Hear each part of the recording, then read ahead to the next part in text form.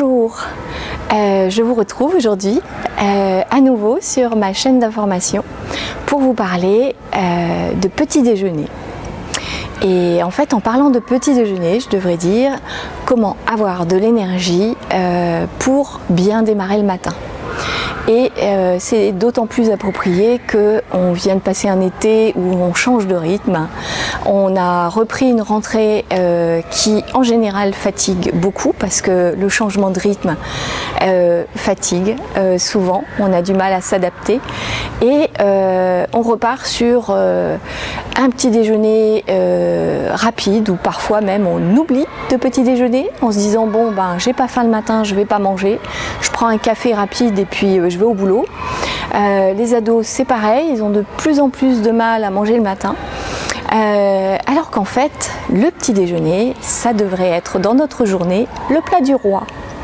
Alors, le plat du roi, quand on considère qu'entre le plat du roi et la tasse de café, on n'est pas du tout sur quelque chose d'aligné et qui peut convenir à notre corps. Mais beaucoup de gens me disent, bah oui, mais j'ai pas faim moi le matin. Alors, il y a beaucoup de raisons pour lesquelles on n'a pas faim le matin. Et ça, c'est bon de travailler dessus. La première chose peut être totalement logique et due à notre rythme de vie, c'est que on ne va pas manger au petit déjeuner en partant au boulot. Le midi, on va manger sur un coin de table en moins d'un quart d'heure et on va faire vite. Et on réserve le soir pour un repas copieux avec entrée, plat et dessert. Et donc en fait, si vous mesurez bien, on finit avec le plat du pauvre qui est le matin puisqu'on n'a qu'un café, le plat du midi qui devient le plat du prince parce que c'est un peu léger et le dîner devient un plat du roi. Or, quand même dans la logique, on se lève le matin pour se mettre à avoir des activités qui consomment de l'énergie et on rentre le soir pour aller se coucher. C'est pas tout à fait logique de manger un plat du roi pour aller dormir. Donc pour aller se coucher et avoir en plus une digestion lourde à gérer pendant la nuit puisqu'on a tout mangé le soir. Et par contre le lendemain matin, si vous voulez stimuler votre adrénaline et votre dopamine pour avoir un passage à l'action qui soit optimum en vous levant le matin, c'est-à-dire que quand vos yeux s'ouvrent, si vous vous dites « Oh non, j'ai encore envie de dormir une demi-heure » et que vous relancez le réveil, c'est pas bon. Ça veut dire quand même que soit vous n'avez pas dormi assez, ça c'est à vous de voir à quelle heure vous vous êtes couché, mais surtout, normalement, quand on se réveille le matin, on doit avoir l'énergie pour démarrer, ensuite la motivation pour avoir envie de faire, et pour ça, il faut de l'adrénaline et de la dopamine, et le meilleur moyen de les stimuler, quand elles sont un petit peu basses, c'est de manger des protéines au petit déjeuner. Protéines animales, donc en priorité de l'œuf, parce que dedans on va avoir des bons gras, on va avoir des protéines animales qui sont saines, on va avoir de la choline dont on a besoin. Et c'est un aliment qui est facile à manger le matin parce que vous pouvez très bien en faire un aliment sucré avec par exemple une crème aux œufs ou alors vous pouvez ajouter de la cannelle et des raisins secs dans vos œufs sur le plat. Vous aurez donc l'impression qu'ils sont sucrés parce que c'est quand même un aliment neutre. Si vous n'y apportez pas de sel, ça reste un aliment neutre. Vous pouvez aussi vous cuisiner des pancakes le week-end et les décongeler progressivement. Moi je donne même une très très bonne recette de pancakes au cacao cru qui sont très agréables. Et vous pouvez manger aussi, si vous aimez le salé, du fromage, du jambon. C'est pas ce que je conseille en premier, mais si vous voulez varier et pas manger des œufs tous les jours, vous pouvez aussi manger un petit peu de charcuterie avec modération. Et puis vous avez aussi toutes les protéines végétales. Pour les personnes qui sont plutôt végétaliennes ou végétariennes, l'œuf de toute façon chez le végétarien, je vous le conseille. Et ensuite, évitez la viande, évitez les poissons, mais du moment où vous avez des protéines le matin, vous allez démarrer. Ensuite, à partir du moment où vous mangez des protéines et des bons gras, vous allez manger aussi moins de sucre. Le petit déjeuner actuel des Français, c'est royalement du pain, du beurre, de la confiture, voire même du pain, du miel qui a un pouvoir sucrant encore plus important que le sucre blanc, ou alors du pain et, vous savez, la pâte à tartiner avec une super marque qui est bourrée de sucre et de mauvais gras. Alors, bien sûr, je déconseille ce genre de petit déjeuner. Le pire, c'est encore de remplacer le pain par des gentilles petites galettes de riz soufflé qui ne sont qu'une bombe à sucre. Donc, évitez toutes ces choses-là. Ce ne sont pas des aliments santé et le matin, ça ne fournit que du sucre. Inversement, par rapport à la protéine qui va stimuler votre adrénaline et votre dopamine et qui donc va vous permettre d'avoir de l'énergie, si vous mangez du sucre, vous allez stimuler là par contre la production d'insuline pour être capable de gérer l'arrivée du sucre dans le sang que le corps n'aime pas.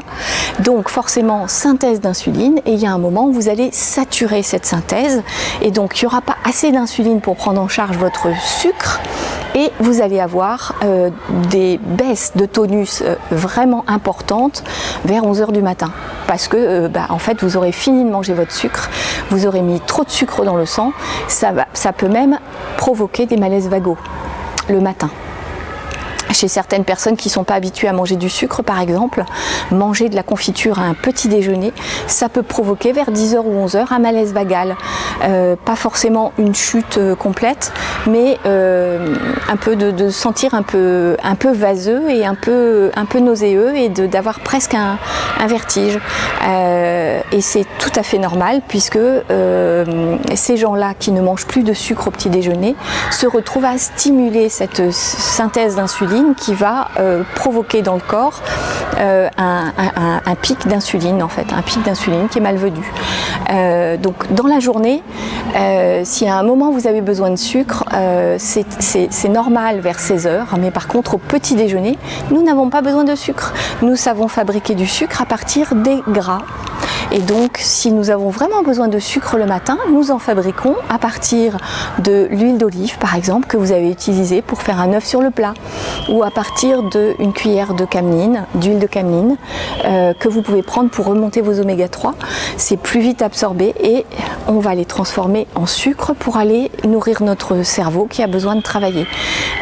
En plus, nous avons stocké du sucre pendant la nuit, pendant notre digestion, et de toute façon, nous allons aller chercher, grâce au cortisol, puisque le matin on démarre, on a aussi une montée du cortisol qui est normale le matin, qui doit baisser le soir. Ce cortisol va aller chercher notre réserve de sucre pour nourrir notre cerveau qui est un gros mangeur de sucre. Mais surtout, n'apportez pas du pain, du beurre et de la confiture le matin, ça n'est pas physiologique. Voilà. Alors après, si vous voulez faire des variantes de votre petit déjeuner, vous pouvez le rendre un petit peu plus sucré, un petit peu plus salé, des sardines au petit déjeuner, si ça vous plaît, feu vert. Vous avez dedans des protéines animales, vous avez des bons gras vite assimilés et en fait ça vous permettra d'avoir un petit déjeuner de champion. Voilà. Écoutez, c'est important de démarrer la journée avec un petit déjeuner adapté qui permet d'aller jusqu'à notre déjeuner. Si un œuf ne vous suffit pas parce que par exemple vous avez un travail très actif, je pense aux kinésithérapeutes qui manipulent beaucoup. Je pense aussi à certains infirmiers qui déplacent des personnes qui vont, pour ceux qui sont ambulanciers, ils vont quand même aller porter déplacer des fauteuils roulants et donc tout ça, ça demande une certaine activité physique, un stress aussi qui va demander de l'énergie. Les personnes qui sont qui s'occupent de la terre, donc tous les agriculteurs et puis les jardiniers, paysagistes qui en plus travaillent en général tôt le matin, ou quelqu'un qui est ouvrier dans le bâtiment qui commence très tôt et qui va finir vers 4 h de l'après-midi.